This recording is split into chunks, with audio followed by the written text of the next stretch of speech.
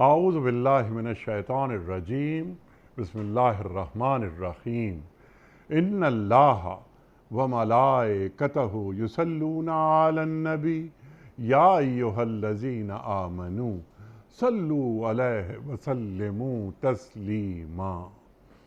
अल्लाहुम्मा सल्लि अला सय्यिदिना व नबिय्यिना व शफ़ीअना व मौलाना मुहम्मद व अला आले मुहम्मद व बारिक व सल्लिम। मोहतरम ख़वातीन व हज़रात, अस्सलामु अलैकुम। पैगाम सुबह के साथ एक बार फिर हाजिर मैं हूँ आपका मेज़बान अनीक अहमद। ख़वातीन व हज़रात, जुमा और हफ्ता 2 दिन सवाल व जवाब के लिए होते हैं। पैगाम सुबह में आपके सवालात आते हैं हमारे पास, हम उन्हें यकजा करते हैं और पेश करते हैं अपने अहद के एक जय्यद मुफ्ती साहब की खिदमत में।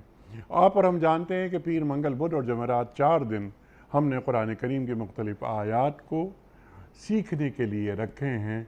मुल्क के जय्यद उलमा तशरीफ़ लाते हैं और कुरान करीम की इन आयात को शान नुज़ूल के साथ साथ लम्हे मौजूद से जोड़ते हैं, सीखते हैं कि कुरान हमें कैसा देखना चाहता है, कहाँ देखना चाहता है और रुश्द व हिदायत के सोते किस किस तरह कुरान करीम से नमूदार होते हैं और क़यामत तक होते रहेंगे। कुरान करीम ता क़यामत ज़हन इंसानी की इमामत करता रहेगा। आज का दिन सवाल व जवाब का दिन है। तशरीफ़ फरमा है हमारे साथ हमारे मुल्क का एक नुमाया नाम, मुमताज़, मकबूल और महबूब नाम, मोहतरम मुफ्ती अहमद अफनान साहब। मोहतरम नाज़रीन, मुफ्ती अहमद अफनान साहब फ़ारिग़ तहसील हैं, जामिअतुर रशीद से पाकिस्तान में पढ़ा, फिर आला तालीम के लिए आप इंग्लैंड तशरीफ़ ले गए। इस्लामिक लॉ एंड जुरिस्प्रूडेंस पर आपका बड़ा काम, बड़ी रिसर्च है आपकी, और दीन को हमेशा इस तरह के नौजवान जो तहक़ीक़ में आगे जाएं, जो तसनीफ़ में आगे जाएं, हमेशा दरकार रहते हैं। मुफ्ती अहमद अफनान साहब इस काम में लगे हुए हैं। मुफ्ती साहब, आपको खुशामदीद कहते हुए प्रोग्राम का आगाज़ अल्लाह ताला के बाबरकत नाम से सूरह मोहम्मद सल्लल्लाहु अलैहि वसल्लम आयत नंबर 7। औज़ु बिल्लाहि मिनश्शैतानिर्रजीम बिस्मिल्लाहिर्रहमानिर्रहीम। या अय्युहल्लज़ीना आमनू इन तंसुरुल्लाह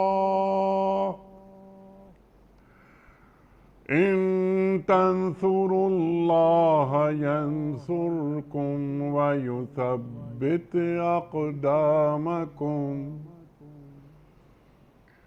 इन तंसुरुल्लाह यंसुरकुम व युथब्बित अक़दामकुम।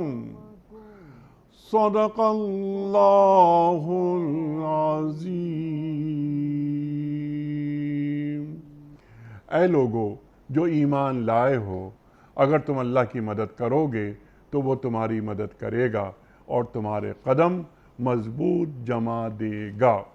मोहतरम अहमद अफनान साहब की खिदमत में पहला सवाल। मुफ्ती साहब, हमारे यहाँ जब एजिटेशंस वगैरह होते हैं वहाँ सरकारी इमलाक को नुकसान पहुँचा दिया जाता है।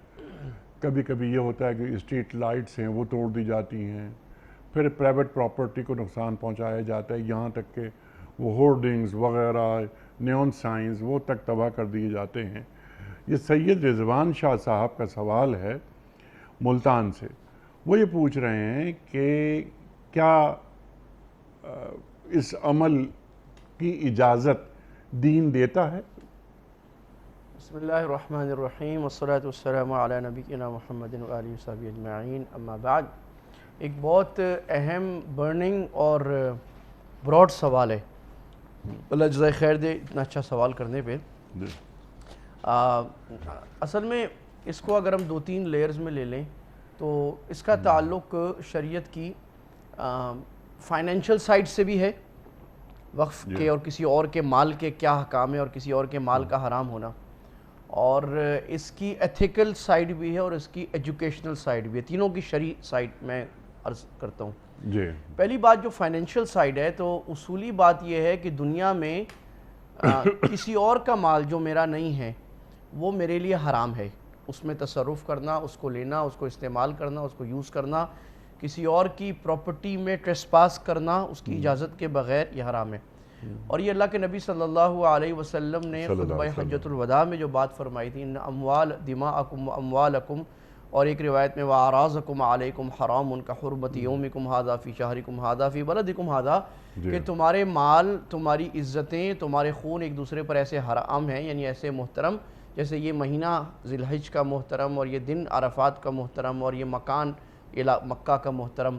تو یہ اتنی خطرناک ہے مسلمان کی جان مال، بلکہ ایک روایت میں اللہ کے نبی صلی اللہ علیہ وسلم نے حضرت بلال کو جو کعبے پر آپ نے اوپر کا اوپر اذان دو، اور آپ نے فرمایا کہ اس کعبے کی حرمت کتنی ہے، صحابہ سے پوچھا تو آپ نے فرمایا ایک مومن کی جان اور مال کی حرمت اس کعبے سے زیادہ ہے، یعنی کعبے کو نعوذ باللہ کوئی آدمی نقصان پہنچائے، توڑے یا اس کا کپڑا پھاڑے، اس سے زیادہ گناہ ایک لحاظ سے کسی مسلمان کی مال کو یا اس کی جان کو نقصان پہنچانا۔ اب اتنی خطورت مسلمان کی جان کی، اس میں پھر دو قسم کی پراپرٹیز ہیں، ایک پرائیویٹ پراپرٹی ہے، اللہ نہ کرے کہ میں آپ کی چیز چرا لوں، آپ کی اجازت کے بغیر استعمال بھی کر لوں اور اس کو تصرف کر لوں، تو یہ حرام ہے کیونکہ کسی اور کا مال ہے۔ اور قرآن مجید میں اللہ تعالیٰ نے فرمایا 5ویں پارے میں، یا ایھا الذین آمنوا لا تأکلوا اموالکم بینکم بالباطل، اے ایمان والو ایک دوسرے کا مال باطل طریقے سے نہ کھاؤ۔ آگے خود جائز راستے اللہ نے دو بتا دیے، یعنی جو ایک مین راستہ ہے، الا ان تکون تجارتا عن تراض منکم، تجارت ہو اور وہ بھی رضامندی کی، یا تجارت کے بغیر رضامندی سے کوئی اپنا مال، اور وہ بھی اللہ کے نبی نے فرمایا دلی رضامندی سے، اوپر سے کوئی مجبور ہو کر کوئی مال اپنا آپ کو دے رہے چلو لے لو، یہ بھی حرام ہے، پھر اس کو استعمال کرنا بھی۔ اتنی زیادہ سختی کسی کی پرائیویٹ پراپرٹی کی ہے۔ اب آ جائیں پبلک پراپرٹی پہ۔ پبلک پراپرٹی کا مطلب یہ ہے کہ اس کو ہم سمجھتے ہیں سرکار کی، وہ سرکار کی نہیں، وہ ساری عوام کی پراپرٹی ہے، یعنی جو حکومت پاکستان کی املاک ہیں، چاہے وہ بڑی املاک ہوں مہنگی، یا ان کے اوقاف زمینیں ہیں، یا پولز ہیں، یا حکومت کی گاڑیاں ہیں، یا فٹ پاس ہیں، یا روڈ ہیں، سڑکیں، دیواریں، پارکس، بجلی کے گرڈ، ایوری تھنگ، جتنے بھی پاکستان کے کسی ملک کے اثاثے ہیں وہ ساری 22 کروڑ عوام کی ملکیت ہے، اور وہ کسی ایک حکمران کی ملکیت۔ اچھا یہ 22 کروڑ کو 25 کر لیں، 25 کر لیں، اچھا چلیں، تو یہ جو ہے نا ساری عوام کی ملکیت ہے، اور اگر اس کو نقصان پہنچایا تو ان 25 کروڑ کا حق مارا۔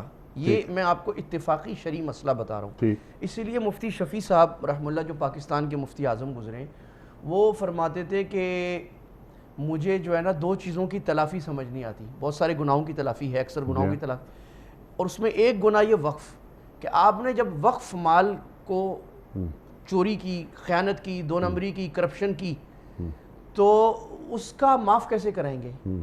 اور وہ ایک مرتبہ فرماتے تھے بھائی چوری کا زیادہ دل کرے نا کسی ایک کی کر لینا، اس سے معافی مانگ سکتے ہو، پوری عوام کی جو آپ نے چوری کر لی 25 کروڑ سے کہاں معافی مانگتے جاؤ گے؟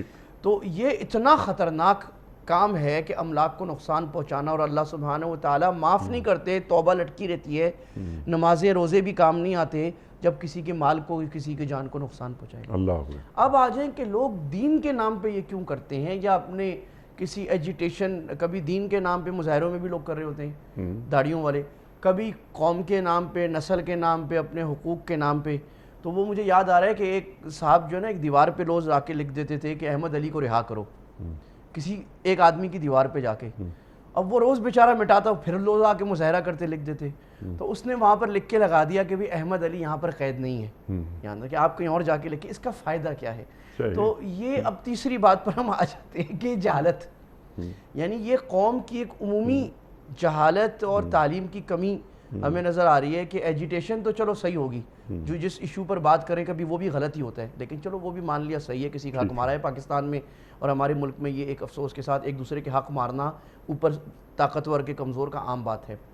لیکن اس کا یہ طریقہ کہ آپ حکومت کی آپ عوام کی املاک کو نقصان پہنچائیں، اور سمجھتے لوگ یہ ہیں کہ حکومت کی املاک ہیں، کہ جیسے وزیر اعظم صاحب کی چیز ہے، وزیر اعظم صاحب کو تو کوئی فرق نہیں پڑے گا، منسٹر صاحب کو ان کی چیز تو ہے نہیں، تو عوام کی املاک ہے، تو لہٰذا اس کی خطرناک ہونا، اس کا کبیرہ اور کتنے سارے کبیرہ گناہوں کا مجموع ہونا اور توبہ کا قبول ہونے کا کوئی راستہ نہ ہونا، اتنی خطرناک یہ چیز ہے۔ حل کیا ہے؟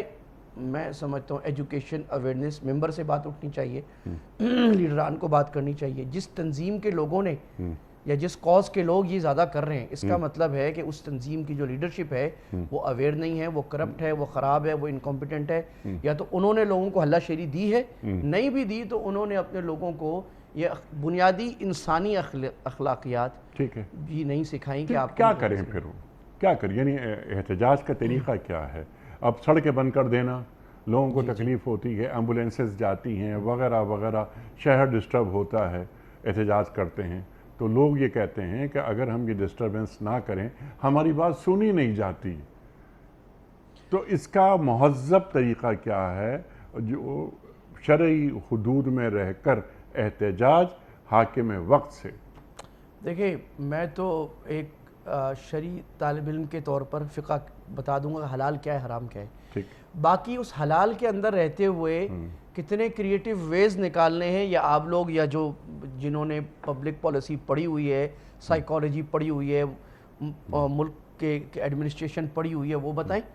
ہم تو یہ بتائیں گے کہ بھائی وہ نئی شکلیں لے کے آئیں گے، ہم یہ کہتے ہیں کہ کسی انسان کو نقصان پہنچانا، لوگوں کو تکلیف دینا، سڑکیں بند کرنا، اور اسی طرح کسی کے املاک کو نقصان پہنچانا، ٹھیک ہے، کسی خاص قوم، کسی نسل، کسی فرقے کے خلاف نفرت بھڑکانا، یہ حرام ہے، یہ آپ نہیں کر سکتے۔ کیا کر سکتے ہیں؟ پوری دنیا کو دیکھیں، دنیا کرتی ہے انتظامی امور۔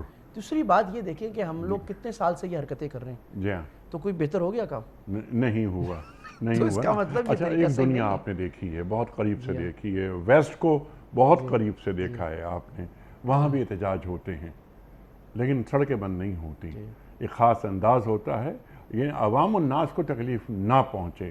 تو کیا اس انداز سے پاکستان میں بھی رہ کر کسی پارک وغیرہ میں یا کسی الگ جگہ جس سے جو عوامی نقصان نہ ہو، ڈسٹربنس نہ ہو، تو اس طرح کا کوئی کام کیا جا سکتا ہے؟ دیکھیں، میں پھر وہی عرض کروں گا، میں تو فقہ کا طالب علم ہوں، ٹھیک ہے، میرے خیال میں ایسا کوئی بھی کام ہو تو وہ جائز ہوگا، کیونکہ وہاں کسی کو آپ تکلیف نہیں دے رہے، حکومت کی آپ اجازت نہیں بھی دیتی تو آپ کو زبردستی بھی کرنا ہے، تو جیسے آپ نے فرمایا پارک میں یا ایسی کسی جگہ پہ کریں لوگ، ٹھیک ہے۔ ابھی کون سی چیز کتنی ایفیکٹو کتنی ہوگی یہ تو اس ماہرین کا کام ہے نا، وہ بالکل ججمنٹ کریں، ٹھیک دنیا ہے۔ کو دیکھیں دنیا کیسے کرتی ہے۔ اچھا، یہ کتنی اچھی بات آپ نے فرمائی کہ قوموں کی بھی نفسیات ہوتی ہے اور ایک سماجیات ہوتی ہے نا، تو ماہرین سماجیات و نفسیات وہ ہمارے ملک میں کام کرتے نظر نہیں آتے کہ اس قوم کو اس کی نفسیات کے مطابق ہینڈل کیا جائے۔ دنیا بھر میں یہ ہوتا ہے، دنیا بھر میں، کہ کس طرح یعنی ہماری قوم کس طرح کیا چاہتی ہے اور کس انداز سے سوچتی ہے، اسی کے مطابق فیصلے کیے جائیں۔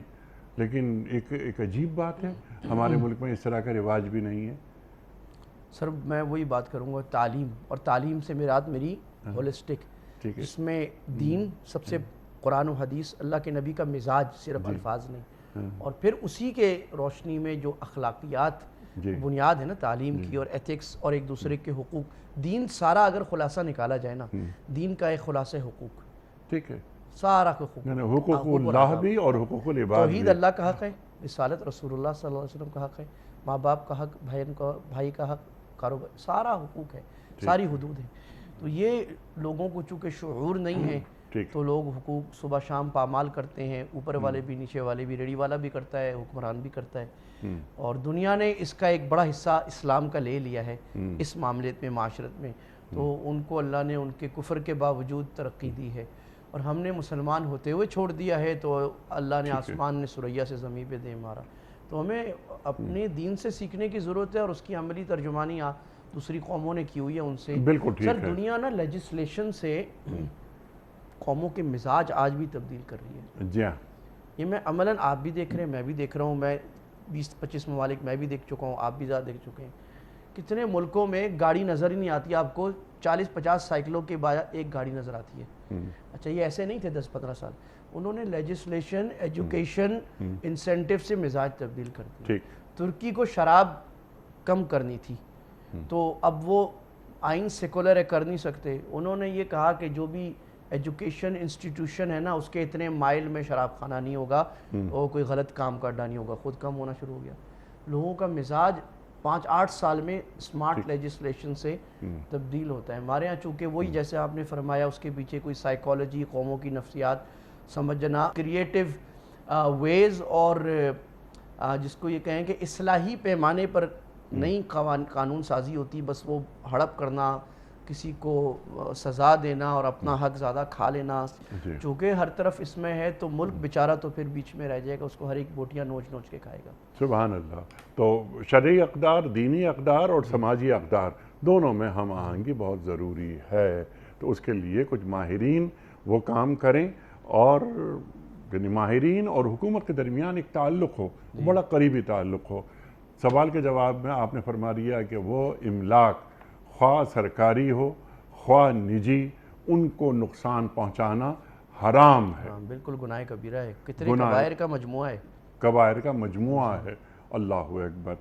رضیہ رانی سیالکوٹ سے سوال ان کا یہ ہے کہ مفتی صاحب آن لائن نکاح کا شرعی حکم کیا ہے؟ اچھا دیکھیں، نکاح میں جو ہے وہ بنیادی رکن جو ہے وہ ایجاب قبول ہے، ٹھیک، اور دوسرا بنیادی رکن جو ہے وہ گواہوں کا ہونا ہے. اور اس کے اندر شرط یہ ہے کہ یہ جب ہو رہا ہو تو دونوں ایک دوسرے کا پورا تعارف کر لیں. اچھا مفتی صاحب، ہم ظاہر آپ سے سیکھتے ہیں، اس میں مہر بھی بنیادی رکن ہے؟ میں مہر جو ہے وہ ایسا رکن ہے کہ بنیادی رکن تو ہے، لیکن اگر بالفرض مہر کو مینشن نہ کیا جائے نکاح میں، یا مینشن کرنا بھول جائیں تو نکاح پھر بھی صحیح ہو جاتا ہے. مہر مثل واجب ہوتا ہے، یعنی جو ایوریج مہر لڑکی والا کے خاندان میں چل رہا ہے، لیکن یہ اس کے مینشن کے بغیر نہیں ہوتا. اب آن لائن نکاح پر ہمارے جو اہل علم فقہ کے ان میں کافی سالوں سے بات فون کے وقت سے چل رہی ہے، اس کے بعد ویڈیو کالز آ گئیں، اس پہ چل رہی ہے. تو شروع میں تو منع کیا جاتا تھا، لیکن اب اس کو یہ کہا گیا ہے، ابھی بھی یہ کہا جاتا ہے کہ بہتر صورت یہ ہے کہ نکاح ایک جگہ ہو رہا ہو. مثال کے طور پہ لڑکی رہتی ہے جرمنی میں، لڑکا رہتا ہے پاکستان میں، تو نکاح خان پاکستان میں طے کر لیا جائے اور لڑکی کسی کو وکیل بنا دے اپنا. جیسے آج بھی ہمارے ہاں جو لڑکی کی طرف سے قبول کرتے ہیں وہ لڑکی کا وکیل کرتا ہے نا، کوئی ولی کرتا ہے وکیل، تو وہ لڑکی کو وکیل بنائے، اس وکیل کے گواہ طے ہو جائیں، وکالت کے گواہ جیسے، اور نکاح کی مجلس جیسے پاکستان کی مسجد میں ہو رہی ہے، اور وہاں وہ وکیل لڑکی کی طرف سے ایجاب و قبول کر لے گا. بہتر طریقہ یہی ہے. لیکن اگر کوئی یہ سمجھتا ہے کہ ہم ویڈیو کال پہ کرتے ہیں اور دونوں طرف ایک دوسرے کو اچھی طرح پہچان رہے ہیں، اس میں کوئی 1% بھی شبہ نہیں ہے، گواہوں کو بھی پتہ ہے کہ لڑکی کون ہے لڑکا کون ہے، تو وہ دونوں بھی ایک دوسرے کو دیکھ رہے ہیں، تو نکاح ہو جائے گا. تو نکاح ہو جائے گا، کوئی قباحت نہیں ہے اس میں. اچھا یہ ایک سوال بڑا اچھا آیا ہے. مفتی صاحب جو نکاح خواہ ہوتے ہیں ہمارے معاشروں میں، تو وہ ان کی جو فیس ہوتی ہے نکاح پڑھانے کی، وہ فیس کچھ طے نہیں ہوتی. شاید سرکار نے طے کر رکھی ہے لیکن عام طور پہ ہوتی نہیں ہے. تو وہ 2000 بھی ہوتی ہے، 10,000 بھی ہوتی ہے، 20,000 بھی، 50,000 بھی. نکاح خواہ کی فیس کتنی ہونی چاہیے؟ یہ ہیں دلشاد سلطانہ کراچی سے. دیکھیں پہلی بات تو یہ سمجھ لیجئے کہ یہ نکاح کے عقد میں نکاح خان صاحب جو مولانا صاحب ہیں جو فیس لے رہے ہیں وہ کس چیز کی فیس لے رہے ہیں؟ تو وہ اپنی سروسز کی فیس لے رہے ہیں، اپنے ٹائم کی فیس لے رہے ہیں، اور فیس لینا ان کا بنتا ہے، اور حکومت کی طرف سے بھی طے. اب یہ ہے کہ یہ ہمارے ہاں ایک عام مرض ہے جو فائنینشلی ہمارے ہاں پاکستان میں پورا جھگڑے میں لگے ہوئے ہیں ہم. تو اس میں ہم جہاں بھی جب بھی جھگڑا نپٹانے آتے ہیں، کروڑوں کا بھی پوری برادری میں وہ ہوتے آتے ہیں گھنٹے، مسئلہ یہاں آتا ہے انہوں نے لکھت پڑھی نہیں کی، طے نہیں کیا. رکشے والے سے لے کر اور کروڑوں کے معاملات تک ہم طے، بھائی جتنا مرضی ہو کر لینا. بھائی یہ کیا طریقہ ہے؟ یہ اس طرح کانٹریکٹ کرنا حرام ہے. جب تک آپ نے کانٹریکٹ میں جو چیز آپ لے رہے ہیں، سروسز لے رہے ہیں یا آپ کمیونٹی لے رہے ہیں، اس کی ایگزیکٹ کوانٹٹی کوالٹی طے نہیں کی تو یہ ناجائز ہے. آپ نے جو اس کے بدلے میں پیسے دے رہے ہیں آپ نے ایگزیکٹ طے نہیں کیے، ٹائمنگز طے نہیں کی، تو یہ ناجائز ہے. تو اب یہ اصل میں لوگوں کے ذہن میں یہ ہے کہ یہ مولوی صاحب تو فارغ آدمی ہے، اس کا کوئی کام نہیں ہے، یہ نکاح پڑھانے آ جائے گا، ہم جو مرضی مٹھائی دے دیں، جوڑا دے دیں، یہ اس کو جتنے بھی ٹرخاتے ہیں، یہ غلط ذہنیت ہمارے ہاں دین کے کاموں میں بنی ہوئی ہے۔ قاری صاحب کو بھی کہ جو ٹیوشن پڑھا رہا ہے اس کو ہم نے 70,000 دینے ہیں، مولوی صاحب کو 2-4 ہزار دے کر چلو جی یہ بھی بہت ہو گیا آپ کے لیے، تو یہ غلط مینٹلٹی۔ تو بات یہ کہ ان کو آپ کو اچھا دینا چاہیے، آپ اگر بلا رہے ہیں نکاح کے لیے، ان کا ٹائم ہے، قاضی صاحب ہیں، اب طے کر لیں، اگر تو حکومت نے مجھے نہیں پتا کوئی طے کیا ہوا ہے تو اس کے مطابق دے دیں، ورنہ طے کر، یہ صحیح نہیں ہے طریقہ کہ جو ہوا دے دیں گے یا وہ بھی کہ جو ہے پہلے، کیونکہ یہ اب بنیادی ایک شریعت کا عقد اجارہ ہے، یہ ایک کانٹریکٹ ہو رہا ہے سروسز کا، تو اس میں طے کرنا جیسے میں نے عرض کیا ضروری، رکشے والے سے بھی جائز نہیں ہے کہ بھائی جان بہادر آباد جانا ہے اور وہ بولے باجی جتنے مرضی دے دینا، یہ ناجائز ہے، یا تو میٹر پہ چلیں یا آپ طے کریں، تو یہ ہم صبح شام رات ایسی چیزیں کر رہے ہوتے ہیں، اس کو طے کرنا ضروری ہے۔ یا ایھا الذین آمنوا اوفوا بالعقود، اے ایمان والوں اپنے مالی معاملات کو پورا کرو، اور اس کو طے کرنا ضروری ہے، تو طے کر کے یہ بات ہے۔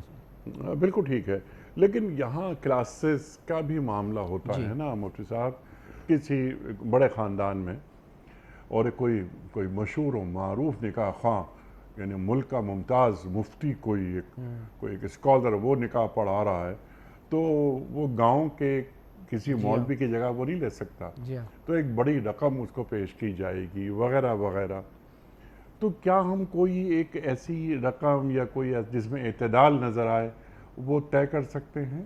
دیکھیں چونکہ اتنا ڈیفرنٹ ہے میں کچھ کہہ نہیں سکتا کہ اس کے لیے ایک مقدار مقرر کرنا بہتر نہیں ہے اور نہ ہو سکتی ہے، یا تو گورنمنٹ نے کسی علاقے کے لیے ریٹ مقرر کیا پھر تو ٹھیک ہے، نہیں کیا ہوا تو وہ اب بعض لوگوں کا دل ہوتا ہے ہم کسی بڑے آدمی سے پڑھوائیں گے تو ظاہر ہے اس کی فیس زیادہ ہوگی، بعض دفعہ ایک عام جو جیسے آپ نے فرمایا گاؤں کے مولانا ہیں تو ان کی تھوڑی سی کم ہوگی، میری فیس یہ ہوتی ہے کہ میں بولتا ہوں بھائی میں 5-10 منٹ کا بات کروں گا، میاں بیوی کے تعلقات شادی کا دین پر بات ہوئی، یہ میری فیس ہوتی ہے۔ سبحان اللہ سبحان اللہ، اور یہ ضرور ہونا چاہیے لوگوں تک بات پہنچے، اور خاص طور پر دولہا دلہن تک یہ بات پہنچے کہ یہ ایک نئی زندگی میں قدم رکھ رہے ہیں، دین دولہا کو کیسا دیکھنا چاہتا ہے اور دلہن کو کیسا دیکھنا چاہتا ہے، ہن لباس لکم وانتم لباس لہن کے کیا معنی ہے، میاں بیوی ایک دوسرے کا لباس کیوں ہیں اور کیسے ہیں، تو یہ تو بہت اہم بات آپ نے فرمائی، اور اسی کو آپ اپنی فیس سمجھتے ہیں۔ سبحان اللہ سبحان اللہ۔ اب وہ ہر نکاح خواہ آپ کی طرح اہل ثروت میں شامل تو نہیں ہوتا نا۔ اچھا، محمد اسحاق صاحب ہیں لاہور سے، سوال ان کا یہ ہے کہ مفتی صاحب نیٹ ورک مارکیٹنگ کا شرعی حکم کیا ہے؟ دیکھیں نیٹ ورک مارکیٹنگ کی جو اکثر شکلیں مارکیٹ میں ہے نا وہ ناجائز ہیں، کس وجہ سے؟ یہ کوئی نئی بات نہیں ہے، آج سے 100 سال 150 سال پہلے فتاویٰ میں ہمیں ملتا ہے، لوگ یہ کرتے تھے کہ جی ایک ڈاک کا ٹکٹ بھیجا اور اس کو بولا کہ بھئی یہ اب آپ جو ہے نا 2 آدمیوں کو آگے دیں، اور وہ 2 آدمی جو ہے نا آگے 2 آدمیوں کو دیں، اور جتنے آدمی آپ کے حوالے سے لیتے رہیں گے تو ان کی کمیشن آپ کو ملتی رہے گی، اور وہ جو چیز اکثر بیچی جا رہی ہوتی ہے وہ چیز سگنیفیکنٹ نہیں ہوتی، بیکار سی چیز ہوتی ہے کوئی، وہ اس کو ایک سمبولک ویلیو اس کی ہوتی ہے، اس کا کوئی فائدہ نہیں ہوتا، اور وہ اس کا مقصد ان کا ہوتا ہے کہ میس مارکیٹنگ کر کے وہ کمیشن کے ذریعے پیسے کمانا، تو وہ اور اس میں فراڈ بھی ہوتا ہے، اس میں 2 نمبریاں بھی اکثر ہوتی ہیں، اکثر کیسز میں اس کی بہت زیادہ شکلیں آ گئی ہیں، اور بہت لوگوں نے اس کی بڑی سمارٹ شکلیں بنانی ہیں، بعض لوگوں کو جب ہم مفتیان کرام نے بتایا ناجائز ہے تو انہوں نے شریعت کو بائی پاس کرنے کی ایسی سمارٹ شکلیں بنائیں کہ وہ کسی کو مولوی صاحب سے کسی طرح فتویٰ لے سکیں کہ جائز ہے، لیکن پیچھے جو اس کا ایسنس ہے شریعت میں بہت ضروری ہے کہ آپ جو ایویڈنٹ دکھا رہے چیز وہی ہو، میں آپ کو ایک پین بیچنا چاہ رہا ہوں تو میرا مقصد پین بیچنا ہی ہے، اگر میرا مقصد پین بیچنا نہیں ہے، یہ پین سمبولک ویلیو ہے، میں اصل میں اپنی کمپنی کی مارکیٹنگ چاہ رہا ہوں، اس سے پیسے گھما کے کہیں سے لینا چاہ رہا ہوں، تو یہ طریقہ جائز نہیں ہے۔ پھر یہ ہے کہ اس میں جو کمیشن کا طریقہ ہوتا ہے کہ میں آپ کو بیچوں، آپ کسی اور کو، آپ کسی اور کو، وہ جاتا رہے گا تو مجھے ملتے رہے گا، پیرامڈ مارکیٹنگ اس کو اس لیے کہتے ہیں، تو وہ بھی طریقہ جو ہے نا اس میں ایمبیگٹی ہے، دوسری چیز جو میں نے پچھلے ایک سوال میں بھی عرض کیا تھا کہ شریعت کے عقد میں جہاں پر ایمبیگٹی ہو جائے، یعنی پتہ نہ ہو کہ کتنا جائے گا کون جائے گا، تو یہ جوئے کی ایک شکل بن جاتی ہے کہ ہو سکتا ہے کم ہو جائے ہو سکتا ہے۔ تیسرا اس میں جو ایک بہت بڑی خرابی ہے نا، جو معاشرتی خرابی بھی ہے اور جو ہمارے ملک کو اس وقت لاحق ہے، وہ ہے سستی، کاہلی اور نکما پن، اور اس نکمے پن میں یہ سوچنا کہ میں راتوں رات امیر بن جاؤں۔ تو اب ہمارے نوجوان بہت سارے وہ کام نہیں کرنا چاہتے، محنت نہیں کرنا چاہتے، اسکل نہیں سیکھتے، اور ان کو چاہیے میں صبح شام وہ لوگ بیچارے شکار بن جاتے ہیں ایسی کمپنیز کا کہ ہم آپ کو دیں گے اور آپ کیے جائیں، اور جناب فلاں آدمی جو تھا نا اس کے جو ہے نا 1000 ریفرل ہو گئے، اس کے بعد 10,000 ہو گئے، دیکھو جی وہ اس کی گاڑی دکھا دیتے ہیں، وہ گاڑی میں جا رہا ہے بڑا، اب وہ تو انہوں نے دکھا کے اپنا منجن بیچ دیا، لیکن یہ بیچارے، اور وہ ایک اس میں کلک کا بھی ایک آ گیا ہے کہ آپ کلک کریں اشتہار پہ، کلک کرتے جائیں، سارا دن بیٹھ کے آپ کو پیسے ملتے رہیں گے۔ اب آپ مجھے یہ بتائیے کہ کیا اس سے قوم میں ترقی ہوگی؟ کوئی قومی اکانومی شریعت میں بھی ایسے ہے کہ ایسی ایکٹیویٹی ہونی چاہیے جس کا اکنامک بینیفٹ انڈیویجول کو بھی ہو، قوم کو بھی ہو۔ جب ایسی اکنامک ایکٹیویٹی ہو رہی ہے جس کا فائدہ نہیں ہے، نقصان ہے، خواہ مخواہ کا نکما پن ہے، تو وہ اس کو شریعت بہت زبردست حوصلہ شکنی کرتا ہے، لوگوں کی ایسی ایکٹیویٹیز پر آتے ہیں۔ تو یہ 3-4 بڑی خرابیوں کی وجہ سے اکثر جو شکلیں ہیں وہ ناجائز ہیں۔ پھر اگر کسی نے اس کو صحیح کر کے بالکل شریعہ کمپلائنٹ کوئی شکل بنا دی ہے تو اس کے لیے ضروری ہے وہ کسی ایسے مفتی صاحب سے اپنے آپ کو ویٹ کرائے جو ان فائنینشیل چیزوں کو سمجھتے ہیں۔ بالکل ٹھیک ہے۔ اچھا، یہ فائنینسز کے حوالے سے کچھ سوالات لے لیتے ہیں، اس کے بعد ایک بڑا سوال ہے، سمپل سوال پہلے بھی آیا کہ ڈالر کی خرید و فروخت کا شرعی حکم کیا ہے؟ دیکھیں، کرنسیز کی خرید و فروخت میں جب آپ سیم کرنسی کو خریدتے بیچتے ہیں تو اس میں تو کمی بیشی حرام ہے۔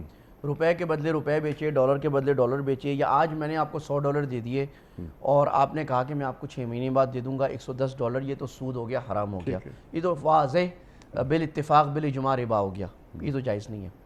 لیکن جب کرنسی چینج ہو جاتی ہے، یعنی روپے کے بدلے ڈالر ہو رہے ہیں، تو اس میں کمی بیشی کی اجازت ہے، لیکن اس میں ایک ریسٹرکشن یہ لگی ہوئی ہے کہ جو ایوریج ریٹ چل رہا ہے سرکاری، اس سے بہت زیادہ فرق نہ کیا جائے۔ اچھا، مثال کے طور پہ ڈالر کا ریٹ اگر ابھی 300 چل رہا ہے تو آپ یہ نہیں کر سکتے کہ بھائی میں آپ کو روپے دیتا ہوں، آپ ڈالر دیں گے اس کے مجھے اتنے عرصے بعد، لیکن آپ مجھے جو ریٹ لگائیں گے وہ 350 کا لگائیں گے۔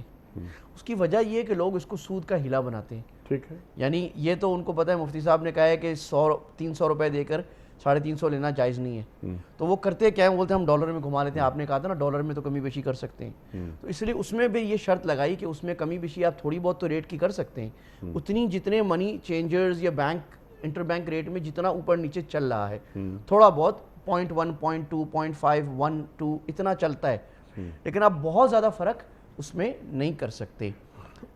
تو اس میں یہ کر سکتے ہیں، اس میں آپ فوری ہاتھ کے ہاتھ بھی کر سکتے ہیں کہ آج روپے دیے اور اسی کے بدلے ڈالر لے لیے، جو ایک نارمل ٹرانزیکشن ہے، اور یہ بھی کر سکتے ہیں کہ آج میں آپ کو روپے دوں اور آپ مجھے ڈالر جو ہے وہ بولے میں مہینے بعد دوں گا، تو یہ دونوں طریقے جائز ہیں۔ اچھا، نہیں ایک طریقہ اور کہ آج ڈالر میں آپ کو دے رہا ہوں، جیسے آج کا ریٹ ہے 300 روپے، جیسے کہ آپ نے فرمایا، 6 مہینے بعد میں آپ کو واپس کر دوں گا، میں نے آپ سے لے لیے کوئی $1000، 6 مہینے بعد میں جو پاک روپیز میں آپ کو دے رہا ہوں، یا تو میں ڈالر کی شکل میں آپ کو دے دوں، لوٹا دوں واپس، یا اگر پاک روپیز 6 مہینے پہلے جو اس کا ریٹ تھا وہ تو ختم کر دوں، اور آج کا ریٹ جو ڈالر کا ہے اس تناسب سے میں آپ کو پیسے واپس کر دوں PKR میں، تو یہ دین اجازت دیتا ہے؟ یہ تو جائز ہے کہ میں نے آج فرض کریں آپ کو دیے اور آپ نے سپٹمبر میں مجھے واپس کرنے، تو سپٹمبر میں یا تو آپ $1000 واپس کریں گے مجھے، یا اس ڈیٹ کو جو ریٹ چل رہا ہے انٹر بینک کا یا مارکیٹ کا جو بھی چل رہا ہے وہ اس ریٹ کے مطابق PKR واپس کریں گے، یہ تو جائز ہے۔ ٹھیک ہے، ایک صورت اور ناجائز ہے، وہ یہ ہے کہ میں آپ کو آج دیتا ہوں $1000 اور میں بولتا ہوں کہ بھائی آپ مجھے 6 مہینے بعد دیں گے، اور ریٹ میں آج فکس کر رہا ہوں، آپ 300 کے حساب سے دیں گے۔ ٹھیک ہے، ہو سکتا ہے کہ سپٹمبر میں جب واپس کریں ریٹ 250 ہو گیا ہو، 340 ہو گیا ہو، یہ غلط کام ہے۔ جب آپ واپس کریں گے تو یا تو ڈالر واپس کریں گے سیم کرنسی، یا اس کرنسی کا جو اس دن کا ریٹ چل رہا ہوگا اس کے آس پاس واپس کریں گے۔ ٹھیک ہے، اور جو ایکسٹرا پیمنٹ ہے وہ کبھی طے نہیں کریں گے کہ ہم اس پر کتنی زائد اماؤنٹ میں آپ کو دوں گا. اگر ٹرمنالوجی میں بولوں تو فیوچرز اینڈ فارورڈ اور فیوچر دونوں جائز نہیں ہیں کرنسی میں. بالکل ٹھیک ہے, بالکل ٹھیک ہے, کلیئر ہو گئی یہ بات. اچھا, یہ ہے کرپٹو کرنسی کا کاروبار کرنا شرعی طور پر کیسا ہے؟ کلیم احمد صاحب کا سوال ہے کراچی سے. تو بہت بڑا سوال, پورے لیکچر کا سوال ہے. اچھا, اب یہ میں کوشش کرتا ہوں سمرائز کرنے کی. مسئلہ یہ ہے کہ اس میں کنٹروورسی یعنی علماء, معتبر علماء کا اختلاف ہے, کیونکہ یہ ایک ورلڈ چیز ہے تو اس میں دنیا کے علماء کو بھی کوٹ کروں گا, کیونکہ یہ دنیا کی جو شرعی فائنینشیل کاؤنسلز بنی ہوئی ہیں ان میں جو بڑے بڑے اس وقت دنیا کے علماء ہیں, اللہ ان کو سلامت رکھے, جو فقی بھی بہت مضبوط ہیں اور فائنینشیل ایکسپرٹس بھی ہیں. پاکستان میں ہمارے پاس مفتی تقی عثمانی صاحب دامت برکاتہ, مفتی ارشاد صاحب, نجیب صاحب, یہ حضرات ہیں, مولانا حسان کلیم صاحب, اور دنیا میں ہمارے پاس شیخ اسام ہیں, شیخ یعقوبی ہیں, بڑے جو دنیا کے گرو سمجھے جاتے ہیں اس وقت, ویسٹ میں بھی ہر جگہ ہیں. دیکھیں, کرپٹو کرنسی کی حقیقت میں بہت زیادہ نہیں جاؤں گا, ٹائم کم ہے. اگرچہ میں نے اس پہ 2 سال پہلے LLM کرتے ہوئے ایک پورا پیپر لکھا تھا, اور وہ پورا ریسرچ پیپر اسی عنوان پہ تھا کہ the reality of crypto currencies and block change. اور اس کے بعد اس پہ 3 شرعی اوپینینز ہیں علماء کے. ان 3 اوپینینز کے میں نے دلائل کا انالیسس کیا تھا, تو وہ پیپر ملتا ہے, اس کا نام تھا solving towards solving the riddle of crypto currencies. خلاصہ یہ ہے کہ دیکھیں, شریعت میں کوئی چیز کوموڈٹی بنتی ہے اس کے استعمال سے یا تعارف سے. ہو سکتا ہے ایک چیز کی کوئی ویلیو نہیں آج, لیکن لوگوں نے اس کا ٹریڈ کرنا شروع کر دیا اور اس کی ویلیو بنا دی, تو شریعت میں وہ چیز ویلیو بن جائے گی. اور جس دن لوگوں نے اس کو چھوڑ دیا تو اس کی ویلیو ختم ہو جائے. ایک زمانہ تھا کہ ہم وہ پڑھتے ہیں کہ وہ سکا بچہ جو ایک دن کے حکمران بنے تھے, انہوں نے چمڑے کی کرنسیز جاری کر دی. نو, چمڑا can not be use as a currency, but اگر حکومت کسی دن کہہ دے کہ آج ہم چمڑے کی کرنسی کرتے ہیں تو یہ چمڑا کرنسی ہو جائے گا. اور یہ چمڑے کا جو ٹکڑا 10 روپے کا ہے, اگر حکومت نے اس پہ 100 روپے لکھ دیا تو یہ 100 روپے ہو جائے گا. تو کرنسی بنتی ہے 2 ہی طریقوں سے, یا تو حکومت کے کہنے سے, سپریم اتھارٹی, اس کی کوائنیج جس کو ہم کہتے ہیں نا, یا لیگل ٹینڈر کہتے ہیں اس کو آج کی زبان. دوسرا بنتا ہے لوگوں کے تعامل سے. تو یہ جو فقہا کے زمانے اسلامک گولڈن ایجز گزری ہیں, اس میں دونوں طریقے ہوتے تھے.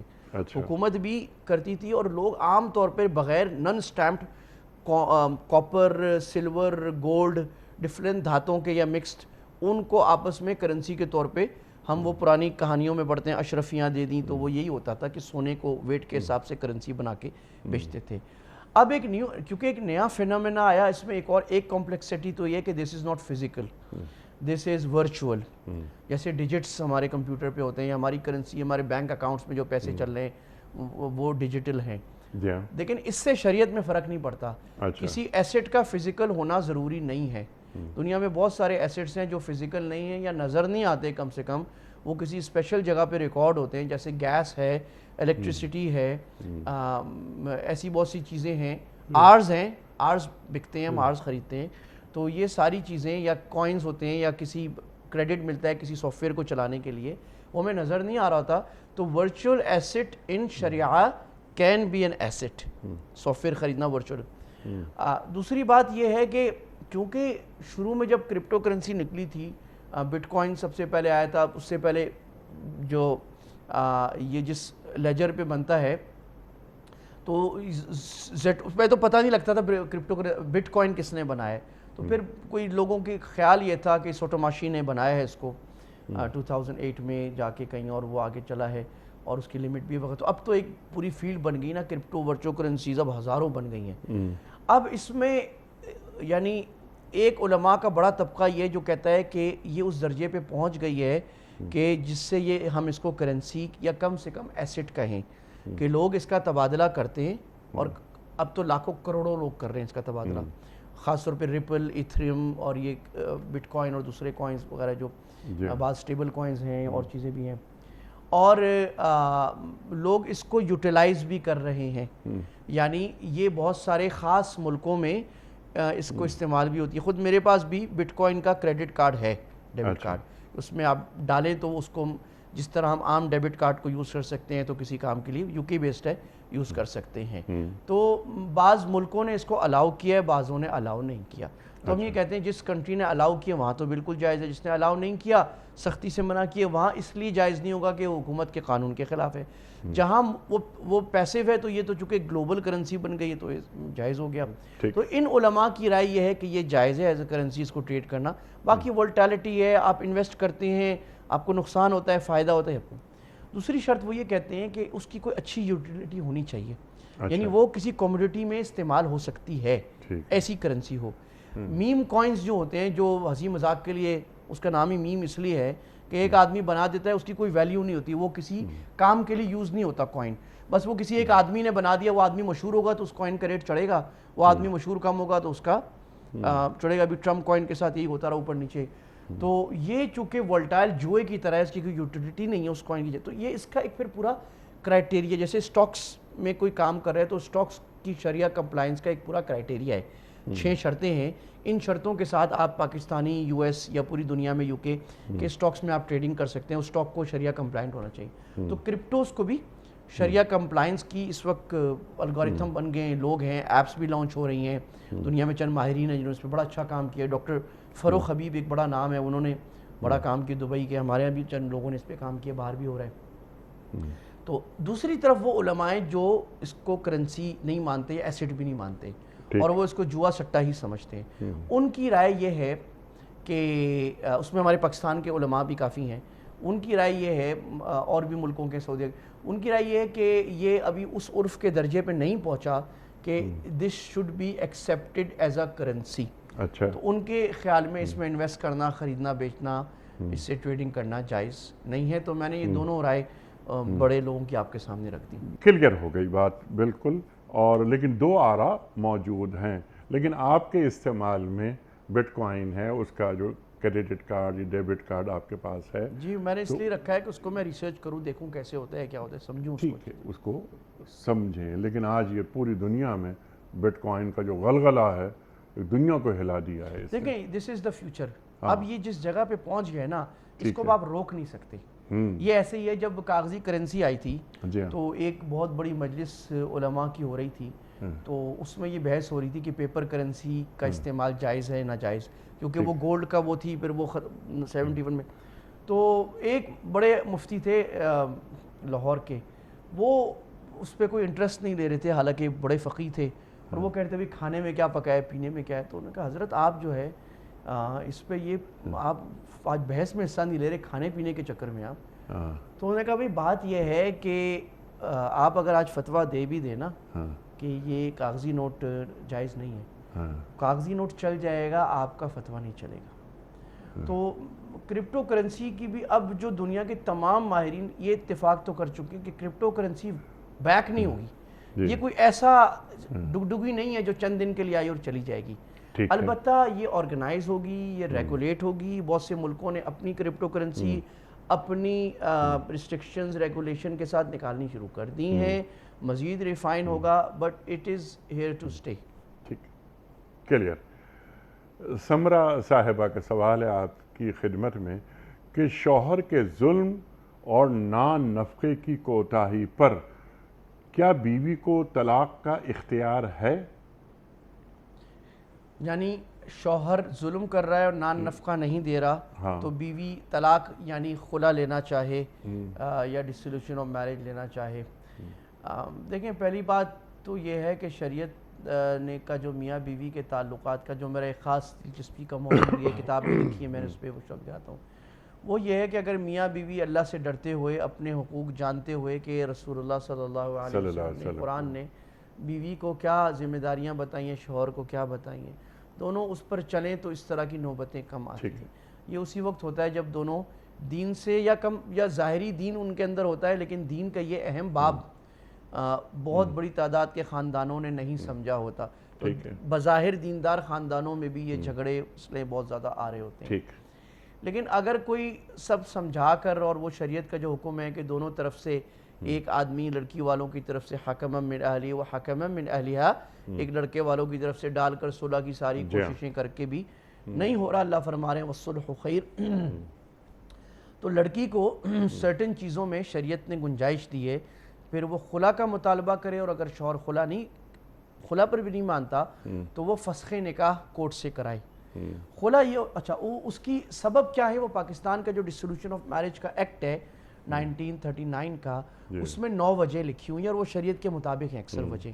اس میں ایک وجہ یہ ہے کہ شوہر مارتا پیٹتا ہے، یا شوہر مینٹل ٹارچر کرتا ہے بہت زیادہ، یا شوہر نفقہ نہیں دیتا جو اس پر دینا فرض ہے، یا اس کو صحیح گھر نہیں دیتا، اس قسم کی چیزیں ہیں، یا بیوی کے ساتھ نہیں ہے، الگ رہتا ہے بالکل، اس کو معلقہ کر کے رکھا ہوا ہے۔ تو یہ وہ اسباب ہیں جس میں لڑکی کہہ سکتی خلا۔ خلا کا مطلب کیا ہے کہ لڑکی شوہر کو کہتی ہے کہ تم نے جو مہر مجھے دیا تھا میں وہ تمہیں واپس کرتی ہوں، تم خدا کے لیے میری جان چھوڑو، مجھے طلاق دو۔ یہ ہے خلا کی حقیقت، یعنی یہ میوچل کنسنٹ سے ہے۔ میں اس لیے کہہ رہا ہوں کہ لوگ خلا اور فسخ نکاح میں فرق نہیں کرتے۔ لوگ کیا نہیں کرتے، ہمارے پاکستان کے کورٹ کا نظام بالکل الٹا بنا ہوا ہے، اور لکھا ہوا صحیح ہے لیکن کورٹس کی پریکٹس بالکل غلط ہے۔ دونوں ٹرمنالوجیز کو ملا کے لکھتے ہیں، علماء سمجھا کے تھک گئے، بہت سارے ججز نے سمجھایا، نہیں سمجھ آ رہا، پتہ نہیں کیا وجہ ہے۔ تو خلا میوچل کنسنٹ سے ہوتا ہے کہ شوہر کہے گا ٹھیک ہے تم مہر دو، میں تمہیں طلاق دیتا ہوں، بیوی اپنا مہر سرنڈر کرتی ہے۔ دوسرا طریقہ ہوتا ہے ڈسولوشن آف میرج، وہ ہوتا ہے کہ شوہر کہتا ہے کہ میں نہیں دیتا، ایسے ہی رکھوں گا تمہیں، تو وہ پھر کورٹ کا دروازہ کھٹکھٹاتی ہے کہ بھئی میری اس سے جان چھڑاؤ۔ کورٹ دیتا ہے، شوہر کو بھی ٹائم دیتا ہے، اس کو ہیئرنگ دیتا ہے، اس کو بھی بلاتا ہے، پوچھتا ہے کہ بھئی تم یہ کر رہے ہو نہیں، صلح کی کوشش کرتا ہے۔ پاکستان کا قانون بھی یہاں تک تو یہی ہے، نہیں ہو تو کورٹ شوہر کی طرف سے گویا کہ ایک طلاق بائن دے دیتا ہے، یعنی فسخ نکاح کو توڑ دیتا ہے اپنی اتھارٹی کو، جو حکومت کو اتھارٹی شریعت نے دی اس کو یوز کرتے ہوئے۔ تو اگر کورٹ نے کسی جسٹ واقعی صحیح وجہ پہ جو پاکستان کا قانون لکھا ہوا ہے اس کے مطابق دی ہے تو وہ ڈسولوشن آف میرج بھی ویلڈ ہوگی۔ تو اس میں نفقہ نہ دینا بھی ایک ضروری سبب ہے، کیونکہ شوہر اگر نہیں دیتا تو کر سکتی ہیں خلا۔ جی بالکل، یہ ایک آپشن بیوی کے پاس موجود رہتا ہے۔ مفتی صاحب، بہت سارے سوالات مزید ہیں لیکن کچھ ویڈیو کوئسچنز ہم آپ کی خدمت میں رکھنا چاہتے ہیں۔ پہلا سوال مفتی صاحب کی خدمت میں۔ السلام علیکم مفتی صاحب، میرا سوال یہ ہے کہ اگر کسی سے خدا نہ خواستہ قرآن پاک نیچے گر جاتا ہے تو اس صورت میں فدیہ دینا ضروری ہے یا صرف ہم اللہ تعالیٰ سے معافی مانگ سکتے ہیں؟ ارشاد۔ بسم اللہ الرحمن الرحیم۔ جی بہت اہم سوال ہے۔ میں اگر اصولی بات کر دوں پھر اس سوال پہ آ جائیں۔ بات یہ ہے کہ ادب کس کو کہتے ہیں، یا قرآن کا ادب۔ تو دیکھیں، ادب کا شریعت نے کوئی خاص کرائٹیریا نہیں بتائے کہ یا پن پوائنٹ کر کے نہیں بتایا یہ ادب ہے اور یہ نہیں ہے۔ شریعت نے ایک جنرل رولنگ بتا دی ہے کہ ادب اس کو کہتے ہیں کہ ادب کرنا ضروری ہے قرآن کا یا شاعر اللہ کا، اور ادب کیا ہے جس کو اس ماحول کے دیندار لوگ جنرلی ادب سمجھیں وہ ادب ہے، اور جس چیز کو وہ بے ادبی سمجھیں وہ بے ادبی ہے۔ تو قرآن مجید کا زمین پہ گرنا ایک بے ادبی ہے، لیکن اگر غلطی سے گر گیا ہے تو انشاءاللہ گناہ بھی نہیں ہے۔ استغفار کر لیں، معافی مانگ لیں، لیکن گناہ انشاءاللہ نہیں ہے۔ باقی فدیہ دینا بھی اس پہ کوئی ضروری نہیں ہے، غلطی سے ہو گیا ہے، احترام کیا تھا آپ نے، ماشاءاللہ رکھا ہوتا تو انشاءاللہ کوئی اتنی زیادہ پریشانی کی بات نہیں ہے۔ ٹھیک ہے، سبحان اللہ، اللہ تعالیٰ سے توبہ کر لیں، استغفار کریں۔ لیکن مفتی صاحب، یعنی آپ کی اجازت سے اگر کچھ صدقہ کر دیں؟ جی اچھی بات ہے، صدقہ جو ہے نا استغفار کا تتمہ ہے حدیث میں۔ کیا اچھا جملہ ہے کہ صدقہ استغفار کا تتمہ ہے، اس سے وہ مزید مضبوط ہو جاتا ہے اور زیادہ، کیونکہ صدقے سے اللہ کا غصہ ٹھنڈا ہوتا ہے نا، حدیث میں آتا ہے صدقہ تطفئ غضب الرب۔ تو استغفار تو ہم کر رہے ہیں کہ اللہ ناراض ہو رہا ہے، تو صدقے سے اللہ تعالیٰ اور خوش ہو جاتے ہیں۔ اور عجیب بات ہے، صدقہ کو اللہ کو تھوڑی دیتے ہیں، اللہ کی مخلوق پہ خرچ کرتے ہیں، اللہ خوش ہوتا ہے، سبحان اللہ۔ تو یہ ایک بہانہ ہے اور اچھی بات ہے اگر کر دیا جائے تو، لیکن ضروری نہیں ہے۔ ٹھیک ہے، اگلا سوال مفتی صاحب کے لیے۔ السلام علیکم مفتی صاحب، میرا آپ سے یہ سوال ہے کہ ہم نے نماز پڑھی اور نماز پڑھنے کے بعد ہمیں یاد آیا کہ ہمارا وضو تھا کہ نہیں، اس صورت میں ہماری نماز ادا ہوئی یا نہیں؟ جناب دیکھیں، ایک تو یہ نا کہ نماز پڑھنے کے بعد یاد آیا پکا کہ وضو نہیں تھا، اور ایک یہ ہے کہ ابھی شک میں ہے کہ تھا کہ نہیں۔ تو اس میں اصولی بات یہ ہے کہ جب بھی آپ کو نماز کے اندر شک ہو جائے، نماز سے پہلے شک ہو جائے، نماز کے بعد کیا ہے، پہلا اصول یاد رکھیں، اصول بہت جگہ کام آئے گا. شریعت کا ایک بنیادی قاعدہ ہے، وہ یہ ہے کہ الیقین لا یزول بالشک، کہ یقینی بات شک سے ختم نہیں ہوتی. اگر تو آپ کو وضو کرنے کا یقین ہے اور وضو ٹوٹنے میں شک ہے تو آپ کا وضو ہے. اور اگر وضو ٹوٹنے کا یقین ہے لیکن آپ کو وضو کرنے میں شک ہے، پتہ نہیں کیا تھا نہیں، تو اس کا مطلب آپ کا وضو نہیں ہے. یقین پاورفل ہوتا ہے، شک ویک ہوتا ہے. یقین پریویل کرے گا، شک نہیں کرے گا. بالکل ٹھیک ہے. اسی کو شریعت میں کہتے ہیں ظن غالب، کہ آپ کو یار پتہ نہیں کیا وضو ہے کہ نہیں ہے. تو آپ کا جو ظن غالب، آپ کا غالب گمان کیا ہے، تو غالب گمان آپ کو شریعت 100% ٹریٹ کرتی ہے، یقینی بناتی ہے. پھر اگر آپ کا غالب گمان یہ آپ کا وضو ہے تو وہ ہے. ٹھیک ہے، پھر آپ یہ نہ سوچیں کہ پتہ نہیں ہے. ہاں کر لینا، اگر ٹائم ہے دوبارہ کر لے. ہر نماز کے لیے نیا وضو کرنا ویسی سنت ہے. ٹھیک ہے، لیکن آپ کا وضو ہے. اور اگر آپ کا غالب گمان یہ ہے کہ میرا وضو نہیں ہے تو آپ کا وضو نہیں ہے. اگر نماز سے پہلے یہ خیال آ رہا ہے، بیچ میں آ رہا ہے، بعد میں، ایک ہی بات ہے، آپ غالب گمان پہ جائیں گے. اگر کوئی کہتا ہے کہ میرا غالب گمان بھی کچھ نہیں پتا، 50-50 ہے، تو اس کو دوبارہ کر لینا چاہیے. پھر دوبارہ کر لینا چاہیے. اچھا مفتی صاحب، ہم میں سے بہت سے لوگ ہر وقت وضو میں رہنا چاہتے ہیں جی، اور پھر اذان کی ہوتی ہے، نماز پڑھ لیتے ہیں. یہ طریقہ زیادہ بہتر ہے یا ہر نماز سے پہلے وضو کو تازہ کر لینا؟ لیکن یہ جو ہر وقت وضو میں رہنا، یہ تو سب سے اعلیٰ طریقہ ہے. اولیاء اللہ کا، صحابہ کا، رسول اللہ حدیث میں بھی ہے کہ الوضوء بعد الوضوء، الوضوء علی الوضوء، حدیث میں آتا ہے وضو پر وضو. اور اس کی وجہ یہ ہے کہ وضو جو ہے وہ ایک ڈھال اور ایک پروٹیکشن ہے شیطان سے. جب انسان وضو میں ہوتا ہے، چاہے اپنے کاروبار میں ہو، بیوی بچوں میں ہو، کسی بھی کام میں، وہ پروٹیکٹڈ ہوتا ہے. تو اس سے تو خوبصورت کوئی بات ہی نہیں ہے کہ ہر وقت وضو میں رہے. اور ہمارے اساتذہ نے الحمدللہ مدارس میں یہ تربیت بڑی اچھی کی جاتی ہے کہ بھئی وضو کرنا ہے. اور خاص طور پہ جب دین کا کام کرنا ہے اور کوئی بھی اچھا کام مسلمان کا کام، یہ بات ہے وضو سے کرنا ہے. یہ تو سب سے اچھی عادت ہے. نہیں تو وضو کم از کم، اچھا یہ جب کرے گا تو نماز کے لیے بھی خود ہی وضو ہو جائے گا. وضو پر جب وضو کر رہا ہے تو ہر نماز کے لیے نہیں، تو اس کے بعد وضو کرنا ضروری ہے؟ نہیں، اس کے بعد نہیں ہے، کیونکہ وہ تو وضو ہے نا. ٹھیک ہے، جب اس نے ایک نماز کے لیے فضیلت کس کی ہے؟ ہمہ وقت وضو میں رہنا یا ہر نماز سے پہلے وضو کرنا؟ دیکھیں، جب ہمہ وقت وضو میں رہے گا نا تو ہر نماز سے پہلے کا وضو، ہر نماز سے پہلے وضو کو میں ذرا ایلوبریٹ کر دوں. اس کا مطلب کیا ہے؟ اس کا مطلب یہ ہے کہ آپ نے ایک وضو کیا ظہر کے لیے، ٹھیک، اب عصر کا وقت آ گیا، آپ اس وضو سے عصر پڑھ سکتے ہیں، لیکن آپ دوبارہ وضو کر لیں تو زیادہ ثواب ہو جائے گا. اچھا، یہ مطلب ہے. اچھا اچھا اچھا، وہ ایک دوبارہ وضو دوبارہ کر لیں، نئی نماز کے لیے، نئی نماز کے لیے وضو کو دوہرا لیں، یہ زیادہ اچھا ہے، جبکہ پچھلے وضو سے نماز ہو جائے گی. بالکل ہو جائے گی. ٹھیک ہے مفتی صاحب، آپ کا بڑا ممنون، بڑا شکر گزار، آپ تشریف لائے. خواتین حضرات، یہ مفتی احمد عفنان صاحب کبھی کبھار پاکستان آ رہے ہیں آج کل، اکثر وقت ان کا پاکستان سے باہر گزرتا ہے. جب بھی آپ تشریف لاتے ہیں ہم فوراً مفتی صاحب کو پکڑ لیتے ہیں کہ تشریف لائیے، ہم آپ سے استفادہ کرنا چاہتے ہیں. ہمارے علماء کو سلامت رکھے اللہ تعالیٰ، اور آپ جیسے ایک ویژنری عالم دین جن کا کینوس بہت بڑا ہے، ایسے علماء ہر دور میں دین کو درکار رہے ہیں. مغرب کو بہت قریب سے دیکھا، مسائل جانتے ہیں، اور ایسٹ اور ویسٹ کے درمیان جو ایک کمپیریجن ہے اس کو سمجھتے ہیں، نظاموں کو سمجھتے ہیں. اللہ تعالیٰ انہیں بس دین اور دنیا ہر طریقے سے انہیں نوازتا رہے. پیام صبح کا اختتام ہوتا ہے روزانہ ایک قول پر، اور وہ قول ہوتا ہے صاحب نہج البلاغہ امیر المومنین حضرت علی مرتضیٰ کرم اللہ وجہہ کا. آپ فرماتے ہیں، قرآن میں تمہارے اگلوں کی خبریں، پچھلوں کی باتیں اور تمہارے درمیانی احکام ہیں. سبحان اللہ، سبحان اللہ. قرآن میں تمہارے اگلوں کی خبریں، پچھلوں کی باتیں اور تمہارے درمیانی احکام ہیں. اللہ اکبر. اپنے میزبان انیق احمد کو کل تک کے لیے اجازت دیجیے. خدا حافظ.